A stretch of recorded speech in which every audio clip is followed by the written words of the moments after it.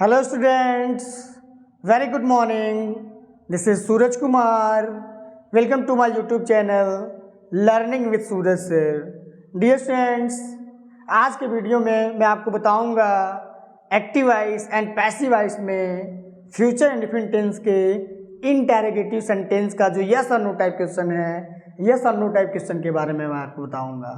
मैं आपको बताऊंगा कि किस तरीके से हम यस और नो टाइप क्वेश्चन को इंग्लिश में आइडेंटिफाई करते हैं, हिंदी में किस तरीके से पहचानते हैं, क्या रूल स्ट्रक्चर होता है। फिर स्टूडेंट मैं आपको बताऊंगा किस तरीके से हम एक्टिव वॉइस से पैसिव वॉइस में ट्रांसफर करते हैं। तो जैसे जो पैसिव वॉइस का रूल है, पैसिव वॉइस के रूल के बारे में मैं आपको बताऊंगा और मैं आपको ये भी बताऊंगा कि किस तरीके से पैसिव वॉइस के रूल को स्टेप बाय स्टेप फॉलो करते हैं और फॉलो करके डियर स्टूडेंट बहुत ही आसानी से एक्टिव वॉइस से पैसिव वॉइस में ट्रांसफर कर लेते हैं। तो आइए डियर स्टूडेंट बिना देरी किए हुए आज का जो टॉपिक है, आज का टॉपिक हम स्टार्ट करते हैं।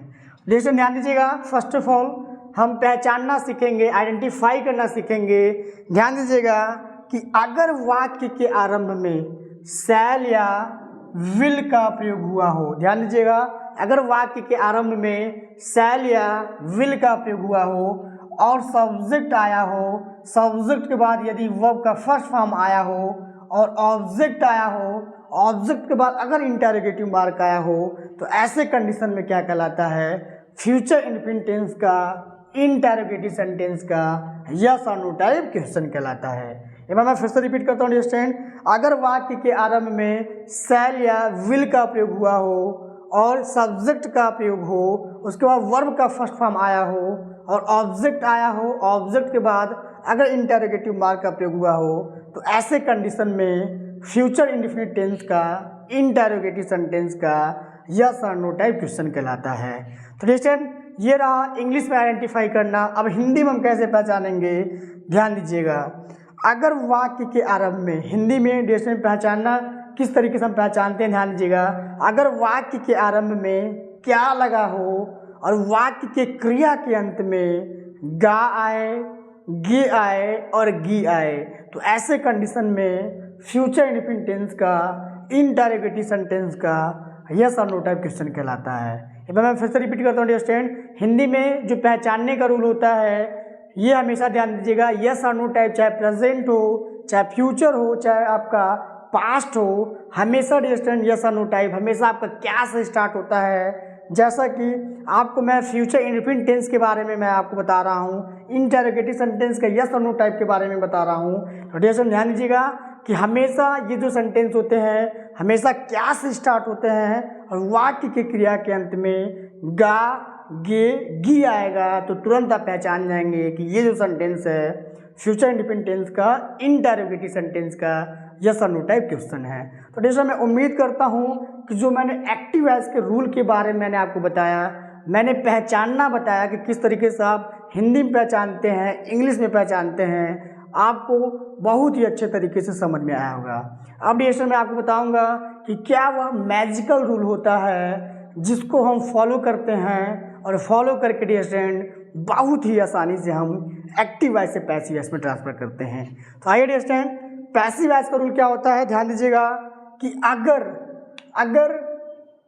अगर एक्टिव वॉइस का ऑब्जेक्ट, ध्यान दीजिएगा अगर एक्टिव वॉइस का ऑब्जेक्ट को जब हम सब्जेक्ट बनाते हैं तो सब्जेक्ट के रूप में अगर आपका आई या वी आए, अगर सब्जेक्ट के रूप में आई और वी आए, तो ऐसे कंडीशन में क्या होता है डियर स्टूडेंट, आई और वी के लिए हमेशा हम क्या करते हैं, शैल का प्रयोग करते हैं। एक बार मैं फिर से रिपीट करता हूँ डियर स्टूडेंट, अगर एक्टिव वॉइस का जो ऑब्जेक्ट है जब इसको हम सब्जेक्ट बनाते हैं तो सब्जेक्ट के रूप में अगर आई और वी आए, तो ऐसे कंडीशन में वाक्य के आरंभ में शैल का प्रयोग करते हैं और शैल के बाद क्या करेंगे डियर स्टूडेंट, सब एक्टिव वॉइस का ऑब्जेक्ट को सब्जेक्ट के रूप में लिखेंगे, फिर बी का प्रयोग करेंगे, बी के बाद वर्ब का थर्ड फॉर्म का प्रयोग करेंगे, फिर बाई का प्रयोग करेंगे, बाई के बाद एक्टिव वॉइस का सब्जेक्ट लिखेंगे, एक्टिव वॉइस के सब्जेक्ट को ऑब्जेक्ट के रूप में लिखेंगे और अंत में क्या करते हैं, इंटरोगेटिव मार्क का प्रयोग करते हैं। तो आई थिंक आपको समझ में आ रहा होगा कि शैल का प्रयोग कहाँ करते हैं। अब विल पे ध्यान दीजिएगा डियर स्टूडेंट, आई वी के अलावा अगर कोई भी दूसरा सब्जेक्ट बनता है तो उसके लिए क्या करते हैं, विल का प्रयोग करते हैं। ये ध्यान दीजिएगा कि अगर आई और वी आएगा तो शैल का प्रयोग करेंगे, आई वी के अलावा अगर दूसरा कोई सब्जेक्ट आता है तो विल का प्रयोग करेंगे, फिर वो सब्जेक्ट जो ऑब्जेक्ट सब्जेक्ट के रूप में बना है उसको लिखेंगे, फिर बी का प्रयोग करेंगे, बी के बाद वर्ब का थर्ड फॉर्म का प्रयोग करते हैं, फिर बाई का प्रयोग करेंगे, बाई पर एक्टिव एस का जो सब्जेक्ट है इसको ऑब्जेक्ट के रूप में लिखेंगे और वाक्य के अंत में इंटरोगेटिव मार्क का प्रयोग करेंगे। तो डियर आई थिंक आपको रूल समझ में आया होगा, पैसिव वॉइस का क्या रूल होता है, आपने अच्छे से सीखा कि पैसिव वॉइस का जो रूल क्या है। फिर डियर अब आइए हम सेंटेंस को जो ये जो सेंटेंस है, एक्टिव वॉइस का जो सेंटेंस है, सेंटेंस में क्या करेंगे, पैसिव वॉइस का जो रूल है, पैसिव वॉइस का रूल को स्टेप बाय स्टेप फॉलो करेंगे। अब बहुत ही आसानी से हम एक्टिव वॉइस से पैसिव वॉइस में ट्रांसफर करेंगे। तो डियर ध्यान दीजिएगा, पहला जो सेंटेंस है, पहला सेंटेंस है will he do this work, will he do this work. Dear कभी भी हम एक्टिव वॉइस से पैसिव वॉइस में अगर हमें ट्रांसफर करना हो तो ऐसे कंडीशन में फर्स्ट ऑफ ऑल हम क्या करते हैं, सेंटेंस को आइडेंटिफाई करते हैं, सेंटेंस को पहचानते हैं, क्योंकि डियर जब तक हम सेंटेंस को पहचानेंगे नहीं तब तक हम उसको एक्टिव वॉइस से पैसिव वॉइस में ट्रांसफर कर नहीं पाएंगे। तो डियर देखिए विल का प्रयोग हुआ है और उसके बाद सब्जेक्ट का प्रयोग है, सब्जेक्ट के बाद वर्ब का फर्स्ट फॉर्म का प्रयोग किया गया है, फिर ऑब्जेक्ट का प्रयोग किया गया है। तो डियर क्या करा है, अगर इसकी हिंदी की बात करें तो हिंदी क्या हो रहा है, क्या वह यह कार्य करेगा।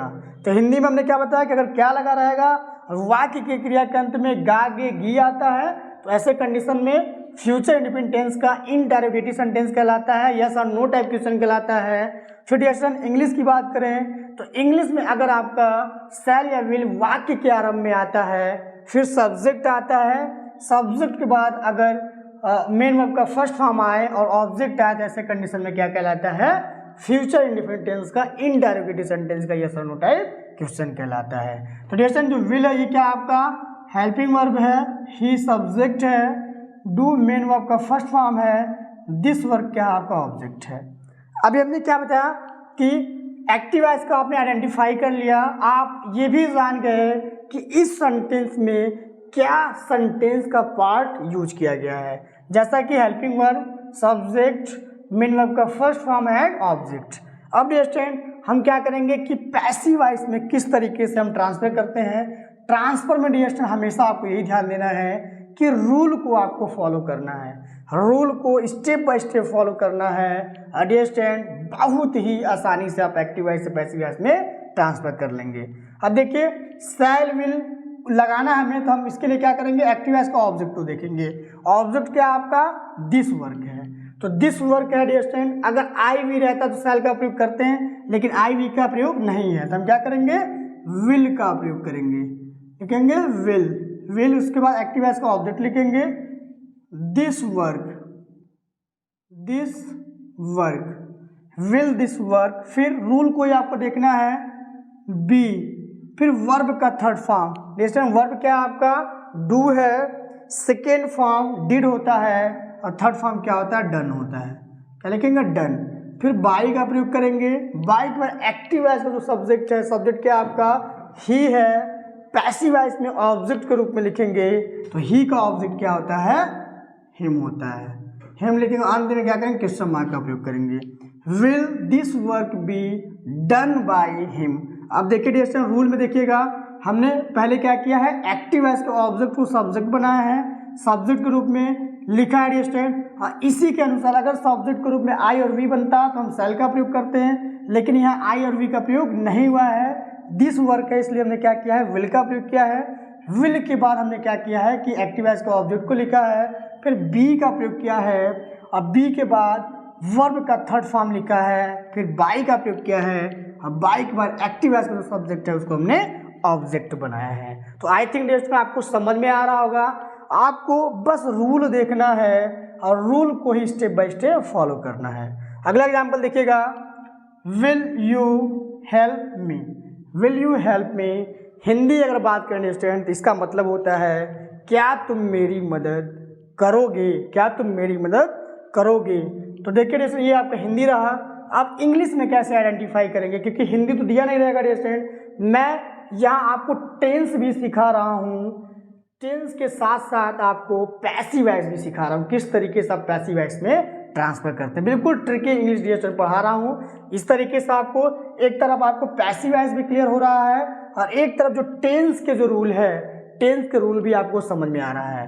तो डियर स्टूडेंट दो चीज़ें मैं बताने की कोशिश कर रहा हूँ आपको। तो ध्यान दीजिएगा, will you help me, it means क्या तुम मेरी मदद करोगे। तो अब इंग्लिश में आइडेंटिफाई करने की बात रहा, तो मैंने तुरंत आपको बताया कि पहले ही मैंने आपको बताया है कि अगर विल या शैल के बाद सब्जेक्ट आए और वर्ब आए और ऑब्जेक्ट आए तो ऐसे कंडीशन में वो जो सेंटेंस है वो फ्यूचर इंडिफिनिट टेंस का, इंटरोगेटिव सेंटेंस का या सनो टाइप क्वेश्चन कहलाता है। तो डियर स्टूडेंट आप पार्ट ऑफ द सेंटेंस जानते हैं। पार्ट ऑफ द सेंटेंस क्या है? हेल्पिंग वर्ब आपका विल है, यू सब्जेक्ट है, हेल्प आपका वर्ब है, मीन वर्ब का फर्स्ट फॉर्म, फिर ऑब्जेक्ट क्या आपका मी है। क्या है? ऑब्जेक्ट मी है। अब डियर स्टूडेंट आपको ध्यान देना है, हम क्या ध्यान देंगे? ऑब्जेक्ट को ध्यान देंगे। जब पैसिव वॉइस में चेंज करेंगे तो पैसिव वॉइस में हम ऑब्जेक्ट को फोकस करते हैं। तो मी ऑब्जेक्ट है, मी का सब्जेक्ट डियर स्टूडेंट आई होता है, इसलिए हम आई के लिए क्या करेंगे? शैल का प्रयोग करेंगे। यहाँ आपको ध्यान देना है कि शैल या विल का प्रयोग पहले करना है, लेकिन कैसे आप करेंगे? पहले आप एक्टिव वॉइस का ऑब्जेक्ट को सब्जेक्ट बना लेंगे। तो मी है, मी को हमने सब्जेक्ट बनाया, मी का सब्जेक्ट क्या होगा? आपका आई होगा, तो इसलिए क्या लिखेंगे? शैल। शैल लिखेंगे और हमें पता चल गया कि ऑब्जेक्ट मी है तो आई हो जाएगा। आई के बाद बी का प्रयोग करेंगे, बी के बाद वर्ब का थर्ड फॉर्म हेल्प है, हेल्प का थर्ड फॉर्म होता है हेल्प्ड। क्या होगा? Helped, helped. फिर बाई का प्रयोग करेंगे, बाई के बाद एक्टिव वॉइस का सब्जेक्ट, सब्जेक्ट क्या आपका? यू है, पैसिव वॉइस में ऑब्जेक्ट के रूप में लिखेंगे, तो यू का क्या होता है? आपका यू ही होता है, कोई भी चेंज नहीं करते हैं। वाक्य के अंत में इंटरोगेटिव मार्क का प्रयोग करते हैं। अगला एग्जांपल देखिएगा dear student, will she teach us, will she teach us, क्या वह हमें पढ़ाएगी। तो आइडेंटिफाई करने की बात रहा तो विल है सब्जेक्ट, विल सब्जेक्ट के पहले आपका अगर विल आए, शैल आए, फिर सब्जेक्ट आए, फिर वर्ब आए, फिर ऑब्जेक्ट आए, तो ऐसे कंडीशन में क्या कहलाता है? एक्टिव वॉइस में फ्यूचर इंडिपेंडेंट टेंस का इंटरोगेटिव सेंटेंस का यस और नो टाइप क्वेश्चन कहलाता है। अब इसका पार्ट ऑफ द सेंटेंस जानते हैं। विल हेल्पिंग वर्ब है, सी सब्जेक्ट है, टीच मेन वर्ब का फर्स्ट फॉर्म है, अस क्या आपका ऑब्जेक्ट है। अब जैसे हमें ऑब्जेक्ट पता चल गया है, जब पैसिव वॉइस में ट्रांसफर करेंगे तो एक्टिव वॉइस का ऑब्जेक्ट क्या है? आपका अस है, सब्जेक्ट के रूप में इसको लिखना होता है तो क्या बनेगा? वी बनेगा। तो वी के लिए हमेशा हम क्या करते हैं? शैल का प्रयोग करते हैं, shall we be, shall we be. फिर करेंगे क्या? टीच का जो थर्ड फॉर्म होता है क्या होता है? टाट, टाट, शैल वी बी टाट। फिर बाई का प्रयोग करेंगे, बाई में एक्टिव वॉइस का सब्जेक्ट, सब्जेक्ट क्या आपका? सी है, ऑब्जेक्ट के रूप में लिखेंगे तो सी का क्या होता है? हर होता है। क्या लिखेंगे? हर। और अंत में क्या करेंगे? क्वेश्चन मार्क का प्रयोग करेंगे, शैल वी बी टाट बाई हर।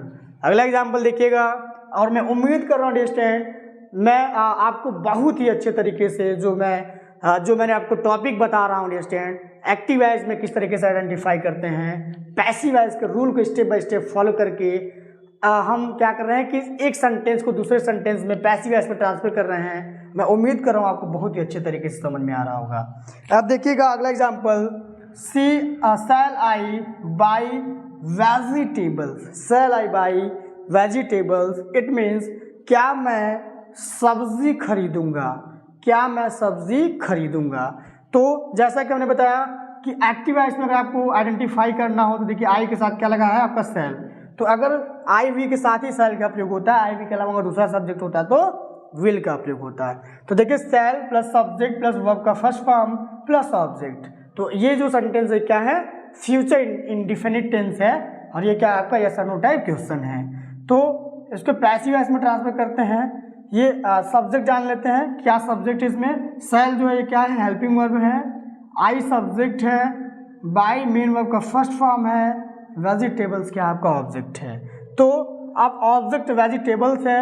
अब ऑब्जेक्ट हमें पता चल गया डियर स्टूडेंट, ये वेजिटेबल्स है जो कि नाउन में कोई चेंज नहीं होता है, तो आई वी के अलावा अगर दूसरा सब्जेक्ट होता है तो उसके लिए क्या करते हैं, विल का प्रयोग करते हैं। लिखेंगे क्या, will vegetables, will vegetables be, be फिर वर्ब का थर्ड फॉर्म, बाई आपका मेन वर्ब है, बाई का थर्ड फॉर्म क्या होता है आपका, बाट होता है। क्या लिखेंगे, बाट,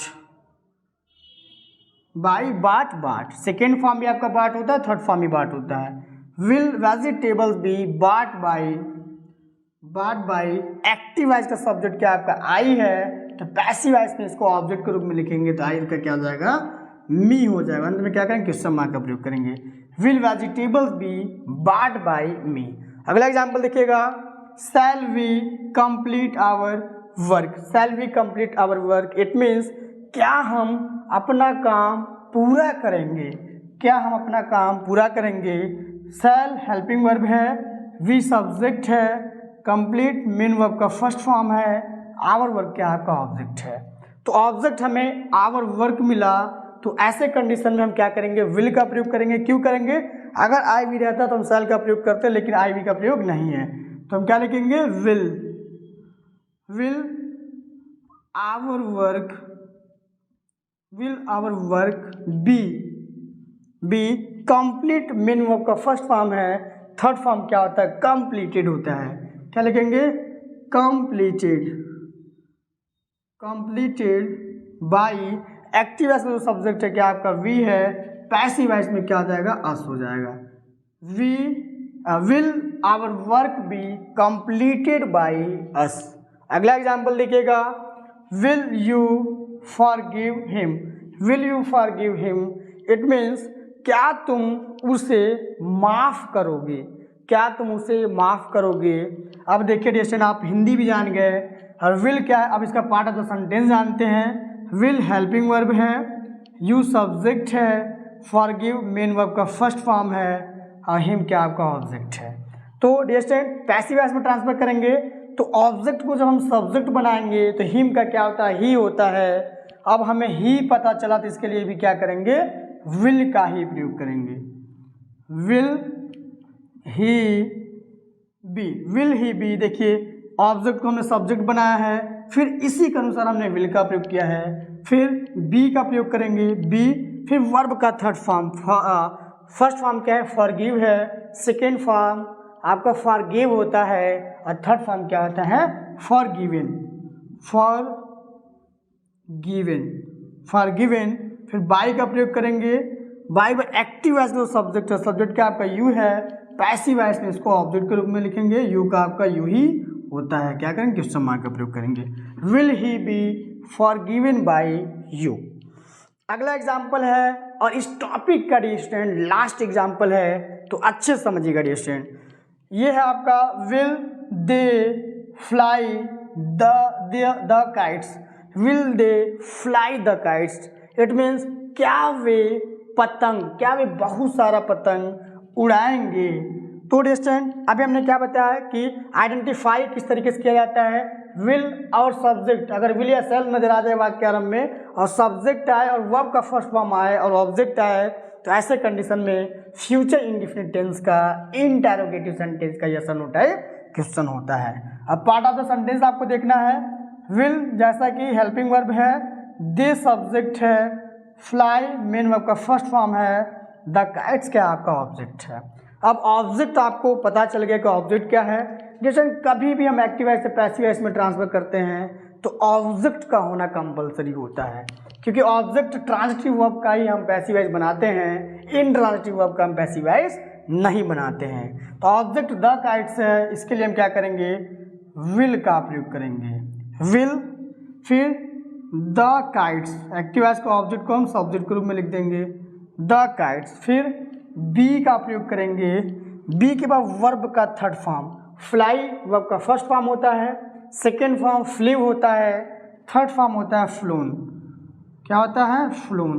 फिर बाई का प्रयोग करेंगे, बाई में एक्टिव वॉइस का सब्जेक्ट, सब्जेक्ट क्या आपका दे है, तो दे का क्या हो जाएगा आपका, देम हो जाएगा,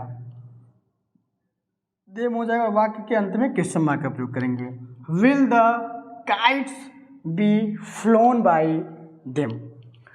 तो डियर स्टूडेंट्स, मैं उम्मीद करता हूं कि आज का जो मैंने टॉपिक बताया आपको, मैंने बताया कि किस तरीके से एक्टिव वॉइस और पैसिव वॉइस में फ्यूचर इंडेफिनिट सेंटेंस को, जो इंटरोगेटिव सेंटेंस है, इंटरोगेटिव सेंटेंस का जो यस और नो टाइप क्वेश्चन है, किस तरीके से इंग्लिश में आइडेंटिफाई करते हैं, किस तरीके से हिंदी में आइडेंटिफाई करते हैं, फिर जैसे आइडेंटिफाई कर पहचान कर किस तरीके से क्या वो मैजिकल रूल होता है पैसिव वॉइस के मैजिकल रूल के बारे में मैंने आपको बताया।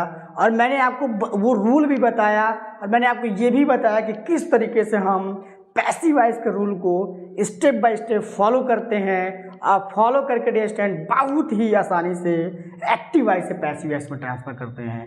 तो डियर स्टूडेंट, मैं उम्मीद करता हूँ आज का जो मैंने टॉपिक बताया आपको बहुत ही अच्छे तरीके से समझ में आया होगा। डियर स्टूडेंट्स, अगर अभी तक आपने हमारा जो पिछला वीडियो है फ्यूचर इंडेफिनिट टेंस का जो निगेटिव सेंटेंस है, अगर अभी तक आपने नहीं देखा है तो डियर स्टूडेंट जो डिस्क्रिप्शन बॉक्स है, डिस्क्रिप्शन बॉक्स में जो उसका लिंक है मैं लिंक प्रोवाइड करा दूंगा, उसको डियर स्टूडेंट ज़रूर देख लीजिएगा। क्योंकि अगर आप जो पिछला अगर आप नहीं देखेंगे, पिछला टॉपिक अगर आप नहीं देखेंगे तो जो आने वाला जो टॉपिक है डियर स्टूडेंट, जो आज का टॉपिक है आपको समझ में नहीं आएगा। तो डियर स्टूडेंट, अगर अभी तक आपने हमारे चैनल को सब्सक्राइब नहीं किया है तो हमारा जो चैनल है लर्निंग विद सूरज सर, ये ऐसा चैनल है जिस पे free of cost English grammar पढ़ाया जाता है। और डियर स्टूडेंट, इंग्लिश ग्रामर के साथ साथ अगर आप बोर्ड एग्ज़ाम की तैयारी कर रहे हैं या किसी कॉम्पिटिटिव एग्ज़ाम की तैयारी कर रहे हैं जिसमें इंग्लिश ग्रामर से प्रश्न पूछे जाते हैं, तो उसके लिए भी डियर स्टूडेंट ये जो चैनल है लर्निंग विद सूरज सर बहुत ही ज़्यादा बेनिफिशियल होने वाला है। तो डियर स्टूडेंट, अगर अभी तक आपने हमारा जो वीडियो है लाइक नहीं किया है, शेयर नहीं किया है, तो डियर स्टूडेंट ज़्यादा से ज़्यादा लाइक करिए, शेयर करिए और कमेंट में अगर इस टॉपिक में कोई किसी प्रकार की दिक्कत आ रही है डियर स्टूडेंट, तो ज़रूर हमें बताइए कि क्या आपको प्रॉब्लम आ रहा है कमेंट के ज़रिए, ताकि जो भी आपके प्रॉब्लम मैं समझ सकूं और आपके प्रॉब्लम को सॉर्ट आउट कर सकूं। तो डियर स्टूडेंट, आपके वैल्यूएबल टाइम के लिए, आपके कीमती समय के लिए आपको बहुत बहुत धन्यवाद डियर स्टूडेंट। Audio Jungle.